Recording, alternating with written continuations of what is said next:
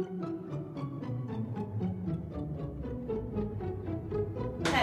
now today I'd like to show you how to make some desserts or toppings for Christmas puddings or for even just breakfast cereal, and that is Cuajada. That's a Spanish type of yogurt, but it's not sweet, it's very plain. Usually it's just like a milky congealed substance and you add honey to it or jam to it, and it's just some type of an alternative that we miss with those yogurts and things. So I'm going to show you the two types of agar that you can use. You can buy, this one is usually the cheapest one, you can usually buy them in the Asian shops. And agar is actually seaweed. The reason most vegetarians use this rather than use gelatin is because gelatin is derived from animals' bones and feet, and it's usually horses and cows. Sometimes they have halal agar, which means it's from cows and things like that, but I prefer to, being a vegetarian, I want something that's nutritious, and the seaweed, you know, you can see it's bone building material. It comes from the seaweed, so that's what we want to use as vegetarians.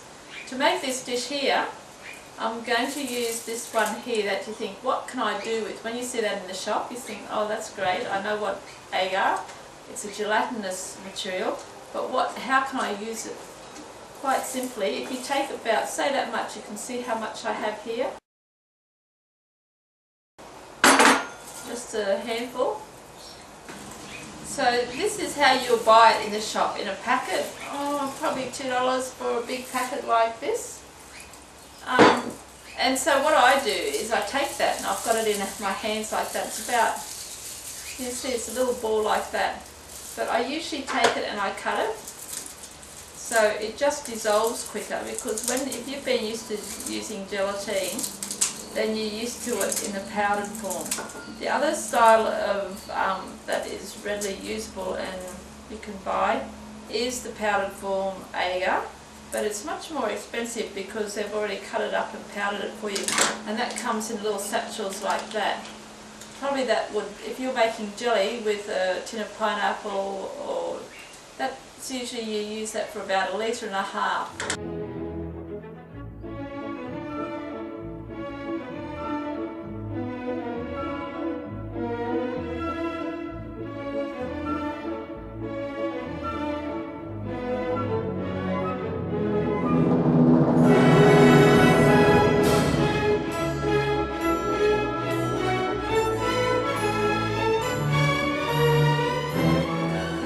So while our agar is there in the microwave, you just take 1 tin of coconut cream.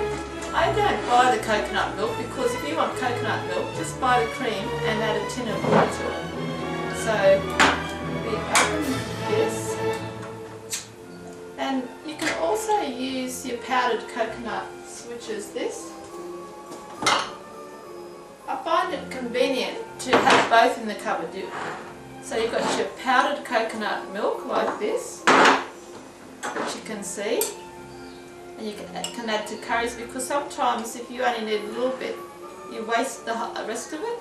But here it is in the powder, and it's always good for shelf life if you've got the powdered milk on hand. And this is the powdered soy milk, which works out cheaper than milk actually. It's about $8 I think, and it makes up 10 litres. So there's your powdered soy milk. Oh, you don't, just to smell the coconut. I like the smell. Anyway, this is my tin. I just put this straight into this bowl here. And I think I nearly used the whole lot. There you go, 1 tin fits in the whole of that bowl. I've been making this recipe quite regularly, but usually I don't put the whole tin in because someone's used it for curry or something. So there, a whole tin goes in there, and now I'll just go and get my gelatin and we're going to mix it to there, or maybe I'll have to put it in another jug. And I might even actually, before I can see that I'm going to make a big mess, so I'll tip it into my jug first, mix it, then put it back into my bowl to set. So 1 tin will fill 1 bowl. Okay, so here we are back. I've just done 3 minutes in the microwave with this, and I'm going to try and show you. that it actually is nearly all dissolved. See, you can see just some little fragments that haven't dissolved properly.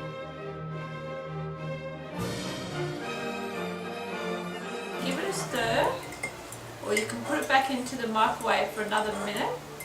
Sometimes I've even had to put it into the microwave for 5 minutes.